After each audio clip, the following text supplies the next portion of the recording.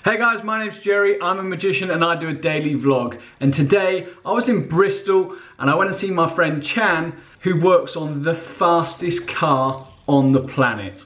So Chan works on the Bloodhound, which is going for the world record attempt for the world land speed record. Check this out. Most of the time you don't learn a thing watching my videos. Today is going to be something a little different. This is where I work. A land speed record attempt car, Jerry, this will be next October. 800 miles an hour plus, maybe go for 1,000, we'll see. Shit. Missed it yesterday, it was on the floor here with all its wheels on, so we moved it from the floor to on the bed yesterday. It's going to get stripped down now, basically. So don't go very fast right now then? No. It's 0 to 0 in 0 seconds. Right, carbon brakes on here at the moment, yeah, done by AP Racing. These are just for runway testing. They're only good for probably 200-300 miles an hour. When we go to the desert, we'll have to change these for steels because they just glow too hot and shatter. So we'll have steel discs when we go to the desert and run. That's nuts. Look how thick they are too. And in this bottom bit, which there isn't in there at the moment, there's going to be a hybrid rocket that will run off high-test peroxide. Yeah, that will take us from, say, 600 to the 1,000 that we need to do. So that says Jaguar, and that says Rolls-Royce instead? No, Rolls-Royce is the engine maker, isn't it? Rolls-Royce make the engine, Jag supply this. We're basically in here, right, that's the new engine out of one of the F-types. That's a 4.5, 5 litre Jag engine. Okay, yeah. But that's not doing very much, is it, compared to the engines out the back? Mate, that's solely in there to pump fuel. It's a fuel pump. Oh.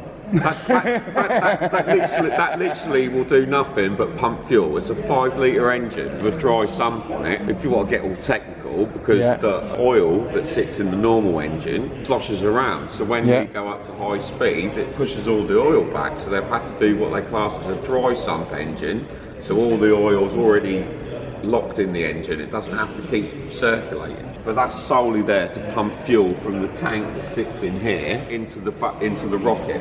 These tanks here that you can see are the fuel tanks for the jet. Bespoke carbon fibre, just exactly the same as you'd get in an F1 car type thing. Because the front half from here forward is carbon fibre, built like an F1 car. Yeah. And from here backwards it's built like a jet plane. This is all hand riveted, tie. I think there's 5,000 odd hand pulled rivets in the top, 4,000 or 5,000 hand pulled rivets in the bottom. There must be like 10,000 rivets in it. Got Kevlar ballistic side panels on it to stop stones coming through, because this is obviously where the front wheel's going to be. So any stone that gets thrown up, got to go through this water tank and through the Kevlar and then through the carbon fibre before it gets to the pilot, Andy Green. This is his seat. Can I stand on it? Yeah, you can stand on there. Have a look.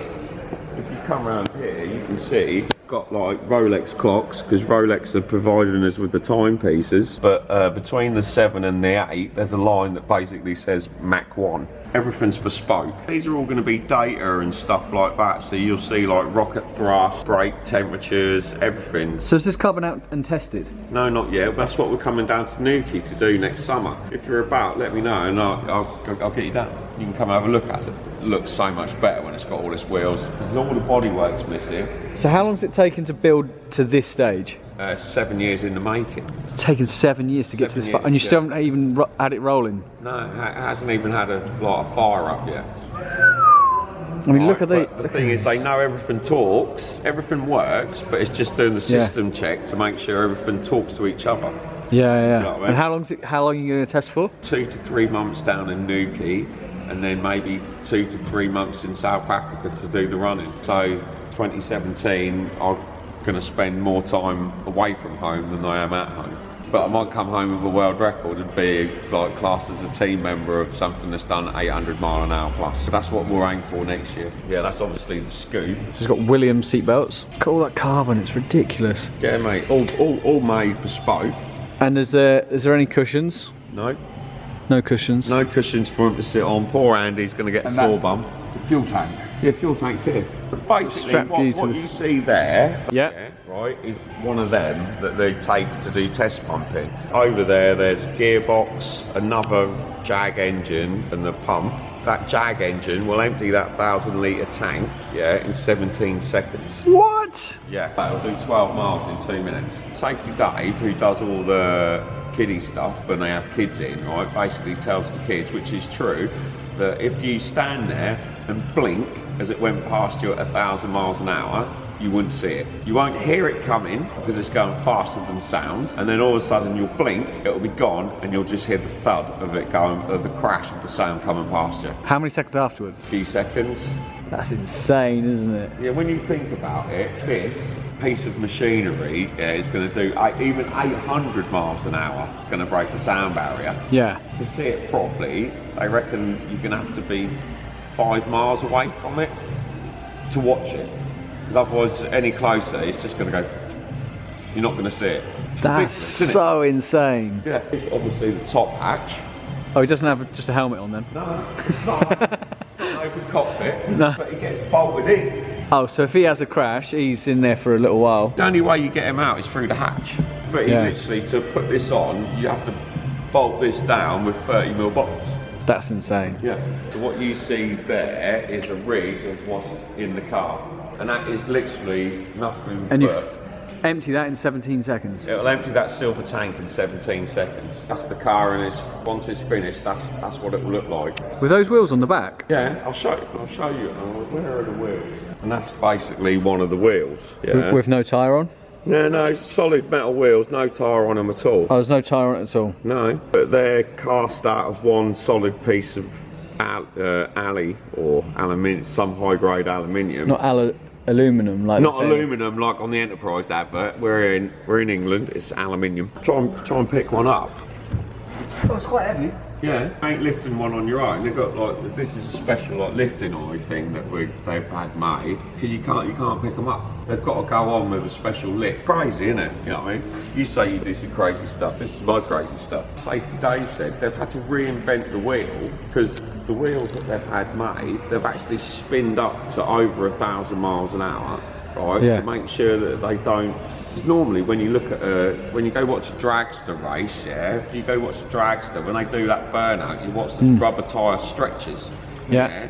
Well, we can't have that, so that's why they've had to go for these alley metal wheels, yeah. So when it runs, they don't expand. Because I think Dave's saying that flat out, when they spin at over 1,000 miles an hour, normally your tyre would expand. This literally expands by about 10-12 mil max. It's just going to skim across the top of the desert out in South Africa when we go. Tell us about the strip as well. 12 miles long. I think it's maybe a mile or two wide, and the stones have been hand picked up. Anything larger than a pea has had to be hand graded out of the soil, and every time it rains they have to go back out and pick it all up again. And they've been doing this now for the last 3 or 4 years out in South Africa, just clearing the desert, waiting for us to turn up. That's insane. Ridiculous when you think about the amount of man hours that they've spent just clearing the desert.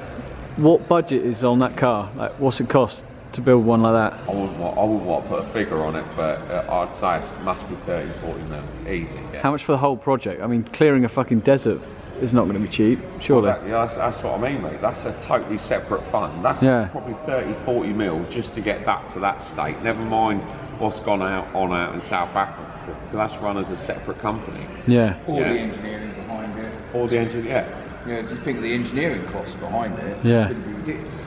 The amount of engineering man hours just to design it before you can even build it. Yeah, because it's basically named after a ballistic missile. Because the Bloodhound is a ballistic missile. Right. Yeah. So they've basically named it after a ballistic missile, because it's going to have missile technology in the bottom. Because the people that are doing the rocket, that is one of their things. They launch satellites for the Russians and make ballistic missiles. Amazing. And rocket cars. Right, these are the parachute cannons. Yeah. It's got 2 parachutes, a main and then a reserve. But you can't use these above like 400 or 500 miles an hour. So what they've done to stop the car is, along with the drag of just letting off the throttle, is here. There's going to be the first car ever with air brake doors to stop it. So they're going to be hydraulically operated air brake doors that are going to come out from the sides, create more drag, to slow it down. And then once it gets down to below a certain speed, they'll then launch the parachutes out. And then once the parachute's taken down to say 200, 250, you'll then be able to use the brakes like a normal car. So is that the jet or the rocket? That's the jet. So that's the jet, and the rocket was going. Yeah, the rocket's going to sit in here, and this is the jet out of the Eurofighter Typhoon. So they had 2 of them in for one plane, and we've got 1 in 1 car. Yeah, but it'll be about 7 tons in weight by the time it's fully fueled and oils and stuff. And how many G's will he be pulling? 5 Gs. 5 G's? Yeah, 5 Gs in 2 minutes. Are you? But you get that in a plane though, don't you? Yeah, no, yeah. He's used to more Gs in a plane because the pilot, Andy Green, is obviously he's still an active pilot in the RAF. Right. Yeah. So he's used to the Gs. Right, That's pretty cool. But it's the amount of time. If this pointed vertical, it's got enough thrust out of the rocket and the jet to basically take it to 25,000 feet before it would run out of fuel. And then it would just fall out of the sky. It is basically a ballistic missile with wheels. Right, so I've been here, what, 2 years? In the 2 years that I've been here, there's only 1 item that I've seen come in that isn't manufactured in the UK. But there are some other bits they've told me that are in the belly that have been made, sourced in Europe, yeah. But the only 2 bits I've seen are the 2 rear uprights, and that's because no one would program them in the UK. No one had a machine good enough to do the milling in one go. So this is British engineering at its best. Yeah, designed and built by British people with the army involved. We obviously deal with the REME, so we get free help from the army. The army are going to help us deploy when we go to the desert and stuff like that. It's going to be crazy. Impressive. Crazy times. Hey guys, so that's it for today's vlog. If you like what you see, please comment, like and share. I'm super proud to be British when we have amazing engineering and things like this going on totally from the UK. Adios, see you later, bye.